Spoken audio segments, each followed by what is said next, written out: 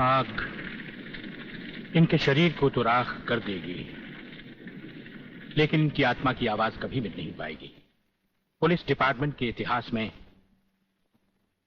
DIG Rudra Pratap Chauhan का नाम सुनहरे अक्षरों में लिखा जाएगा। बहन, भगवान की मर्जी के सामने इंसान बेबस है।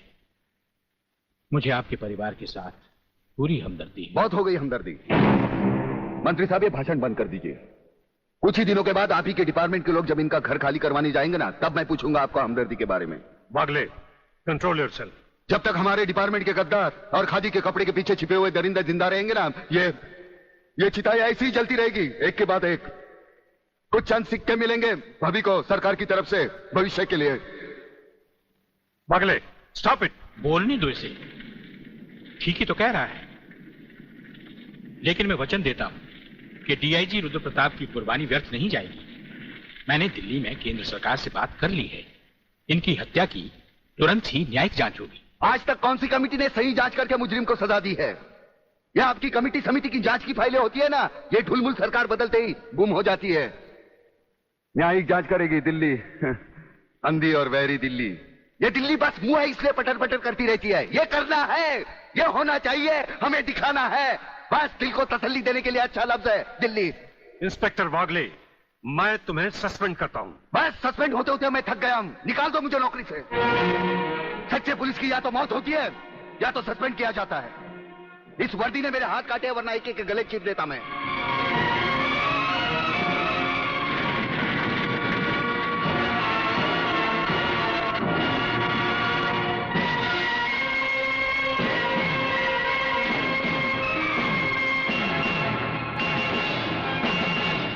आप सब अच्छी तरह से सुन लें कि आज की इस मीटिंग के बाद मैं इस मामले में और कोई मीटिंग नहीं बुलाऊंगा।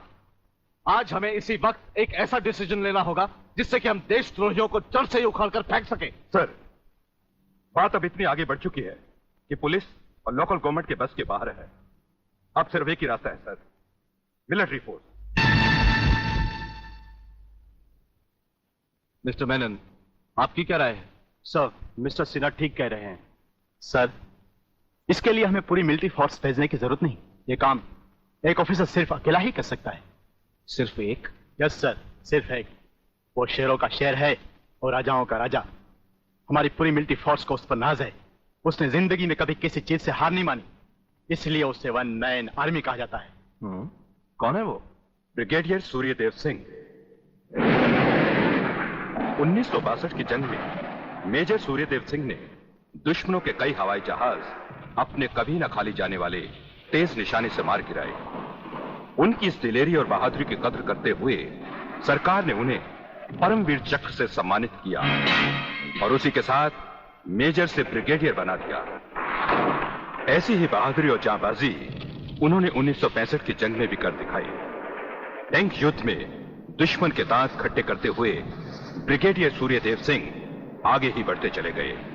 खुद अकेले ही मशीन गन लेकर दुश्मन के खेमे में घुस गए और दुश्मनों की 4 चौकियों पर तिरंगा लहरा दिया।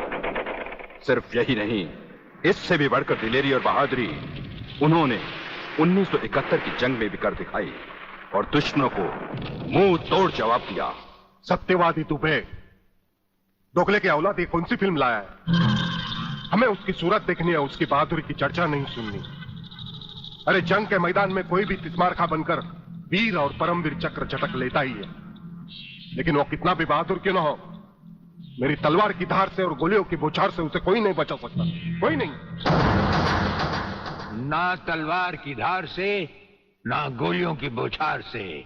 बनना डरता है तो सिर्फ परवरदिगार से।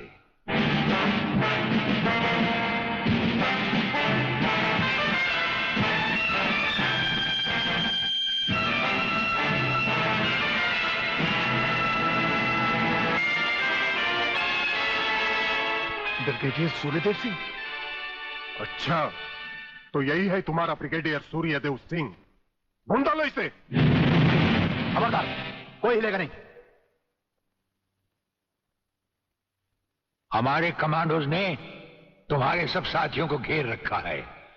स्वामी जी, जरा अपने पीछे भी नजर डालो। ये कमांडो बड़ा खतरनाक है। तुम्हारा बाप है, पत्ता हिलने से पहले ही पेड़ काट डालता है। तुम्हारी भलाई अब इसी में है कि बिना हिले जुले खामोश खड़े रहो।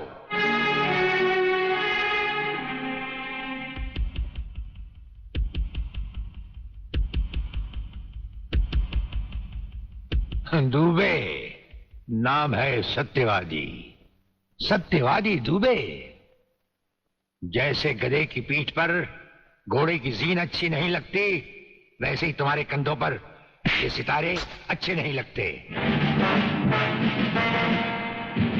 और ये कमरबंद पेटी भी अच्छी नहीं लगती।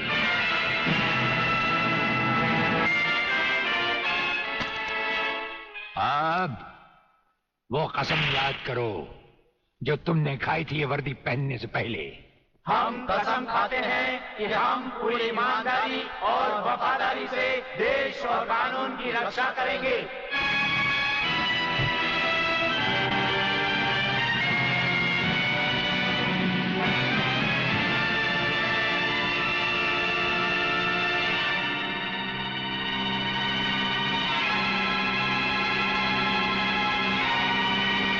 हम तुम्हें सिर्फ ये बताने आए हैं कि अगर तुमने तिरंगे के खिलाफ कोई भी कदम उठाया तो हम तुम्हें वो मौत देंगे जो ना तो किसी कानून की किताब में लिखी होगी और ना ही कभी किसी मुजरिम ने सोची होगी।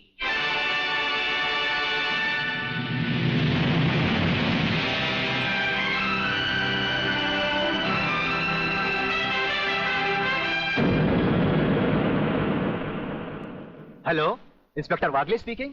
No, suspended inspector Shivaji Rao Wagle speaking. Sir, DSP साहब ने आपको अर्जेंट बुलाया है, कल से ड्यूटी ज्वाइन करनी है। फिर इंस्पेक्टर वागले, तुम्हें शायद मालूम नहीं कि तमाम पुलिस ऑफिसर्स की फाइल्स देखने के बाद ब्रिगेडियर सूर्यदेव सिंह ने सिर्फ तुम्हें चुना है। सर, अब तुम दोनों को मिलकर काम करना है, लेकिन तुम पूरब हो तो वो पश्चिम है। इसलिए सीनियर ऑफिसर होने के बावजूद मेरी तुमसे रिक्वेस्ट है कि ब्रिगेडियर सूर्यदेव सिंह के साथ मिलकर जो भी खेल खेलना हो, शांति और ठंडे दिमाग से खेलना। सर।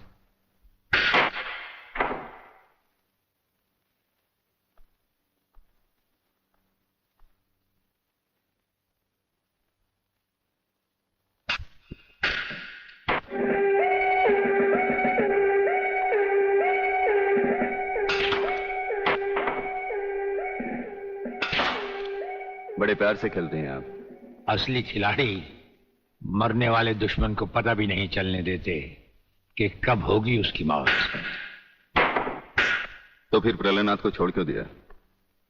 क्या उससे गले मिलने गए थे? गले मिलने गए थे, उसके गले का माप लेने गए थे कि वो फंदे की मौत मरेगा या हमारे पंजे की। वागले, गर्मजोशी अच्छी चीज है लेकिन हमेशा काम नहीं आती। तुमने तो देखा ही होगा कि इसी गर्मजोशी की वजह से तुम कई बार सस्पेंड हो चुके हो। नौकरी की परवाह है किसको? यहां है कौन अपने पीछे रोने वाला? इस ईमानदारी की वजह से बहुत कुछ भुगता है, कोई तकरार नहीं है सर। लेकिन ये गुनाहगार कानून को हाथ में लिए फिरते हैं और मैं हमेशा कानून के दायरे में रहकर काम नहीं कर सकता। अपना तो उसूल है, पहले लात फिर बात, उसके बाद मुलाकात। भाई वागले, अपना तो उसूल है, पहले मुलाकात फिर बात और फिर अगर जरूरत पड़े तो लात। बड़ी उम्मीद थी आपसे, लेकिन अब पता चला आपका रास्ता अलग, मेरा रास्ता अलग। आप नरम खून के, मैं गर्म खून का। हम एक साथ काम नहीं कर सकते सर। वागले, तुमने समझा कि जिंदगी में सिर्फ तुमने ही बहुत कुछ खोया है। इस इंसान को देखो, जब चाहता ये घर बसा सकता था, लेकिन नहीं। इस अकेली जान को हमने अपने देश के लिए उठा रखा है। दोनों का मकसद एक है, मंजिल एक है, सिर्फ रास्ते अलग अलग हैं। नहीं वागले, हमारे रास्ते भी एक हैं, मंजिल भी एक है। और फिर इतनी बड़ी दुनिया में तुम्हारा कौन है? कोई भी नहीं, सिवाय फर्ज के। इस दुनिया में हमारा कौन है? कोई भी नहीं, सिवाय फर्ज के। अगर फर्क है तो सिर्फ सोचने के ढंग में और काम करने के तरीके में। अब हमें इस फर्क को मिटाते हुए ये युद्ध एक साथ लड़ना होगा।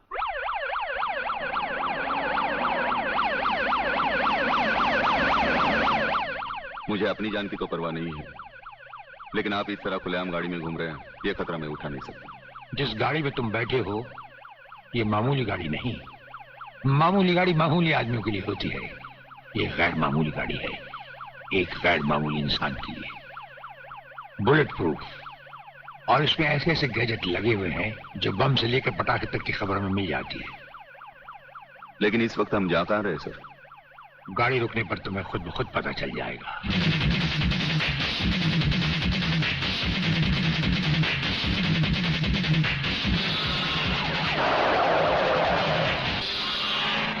वागले, यहां हमारा घर है।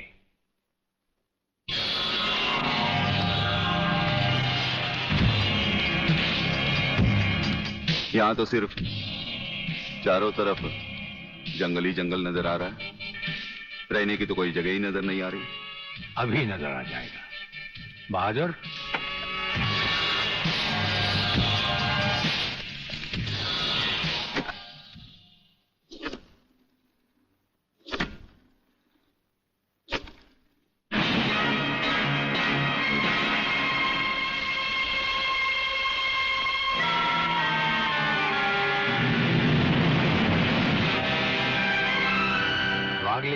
ये ऐसा बंकर है जिसका अता पता सिर्फ हमें या एक हमारे खास आदमी खबरीलाल को है, और आज से तुम्हें होगा। ये इतना मजबूत है कि इस पर ना तो कोई हवाई हमले का असर हो सकता है और ना किसी बम या बारूद का। दुश्मन तो क्या, हमारी इजाजत के बगैर परिंदा भी पर नहीं मार सकता। वागले आओ, अब हम तुम्हें अपने बंकर से वाकिफ करवाएं। ये रहा हमारा ट्रांसमीटर सेक्शन। यहां से हम हिंदुस्तान के किसी भी मिनिस्टर से जब जी चाहे हॉटलाइन पर बात कर सकते हैं, लेकिन आसमान वाले ने चाहा तो इसकी जरूरत कभी नहीं पड़ेगी। हम अकेले ही तुम्हारे साथ वागले सब कुछ संभाल लेंगे। और वो देखो, वो एक कमरा जिसमें सब हथियार रखे हुए हैं, और उस कोने में रहा हमारा अस्पताल। यहां हर लाए दुश्मन का सीटी स्कैन करके उसकी अंदरूनी बीमारियों को बाहर निकाला जाता है। मुझे छोड़ दीजिए ब्रिगेडियर साहब, मैं सच कहता हूं, मैं प्रलयनाथ के बारे में कुछ नहीं जानता। मुझे छोड़ दीजिए ब्रिगेडियर साहब। और छोड़ तो तुम्हें जरूर देंगे, लेकिन तुम मोटे बहुत हो, थोड़ी चर्बी कम होने के बाद। यह अस्पताल मेरे हवाले कर दीजिए सर। चर्बी कम करने के बहुत से तरीके मुझे मालूम है। हाँ, गुड वागले।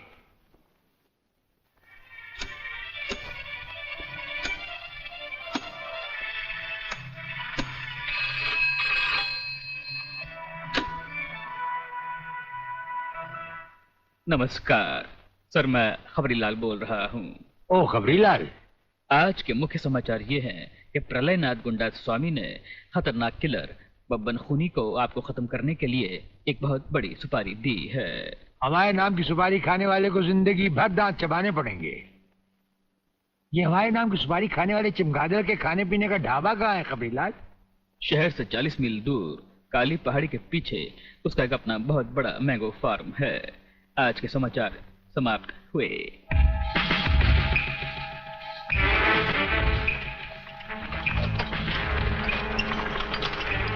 चौबे गंगवा, ये माल जो तू आसाम और यूपी भेज रहा है तगड़ा है ना? तगड़ा क्या सरकार, ये नंबर 1 फसल है, नंबर 1। अरे 25 मीटर दूरी पर जाती हुई गाड़ी को ये ऐसे उड़ाता है।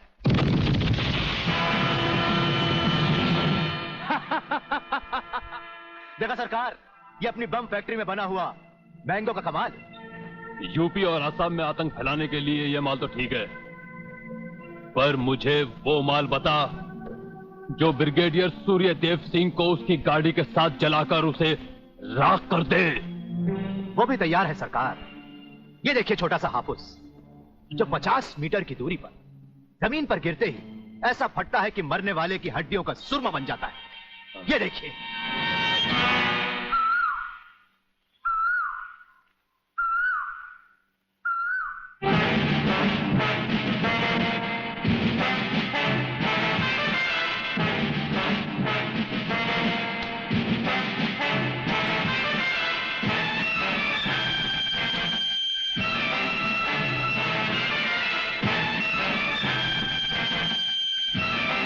कौन हो तुम?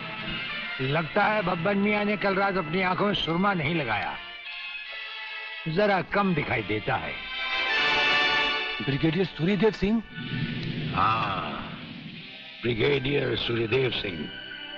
बब्बन मियां, हमें तो उसी के हाथों से मरना है जिसने हमें इस दुनिया में पैदा किया है।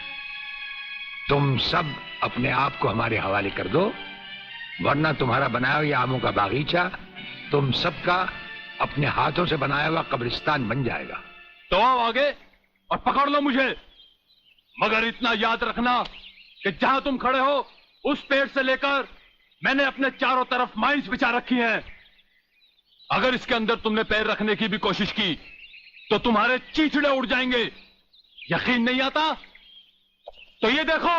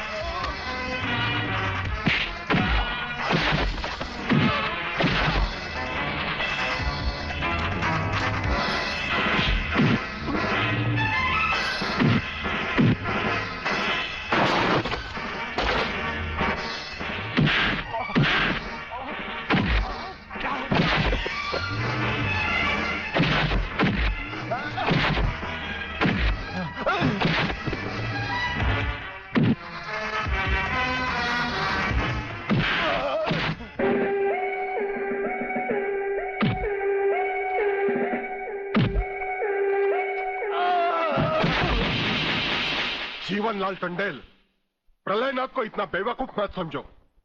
सारे शहर के पुलिस स्टेशन से पता लगाकर ही तुम्हें फोन किया है। अगर होम मिनिस्टर होते हुए तुम्हें यह पता नहीं है तो मुझे कल तुम्हारा रेजिग्नेशन चाहिए, समझे?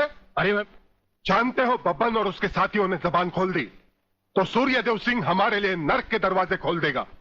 जल्दी से पता लगाओ और उन सबको छुड़वाओ। Yes, DCP Pathania speaking. अरे इंग्लिश को मारो गोली और हिंदी में समझो। मैं जीवनलाल बोल रहा हूं, जीवनलाल टंडेल। ओ सर, आप कहिए, क्या हुक्म है सर? मुझे सिर्फ 1 घंटे में यह बताओ कि सूर्यदेव सिंह ने जिन जिन को गिरफ्तार किया है वो सब कहां हैं, और मुझे 4 घंटे के अंदर अंदर उन सब की जमानत चाहिए, समझे? मगर सर, सूर्यदेव सिंह के बारे में जितनी जानकारी आपको है उतनी ही हमारे डिपार्टमेंट को, और हम उसे ज्यादा कुछ पूछ भी नहीं सकते क्योंकि यही हाई कमांड का ऑर्डर है। वो रहता कहां है? वो भी नहीं मालूम। ये भी नहीं मालूम तो फिर ये बताओ कि वो मिलता कहां है? मैं उससे आज ही मिलना चाहता हूं। सर, वो रोज सुबह सीबीआई ऑफिस में 12 और 1 के बीच में आते हैं सर।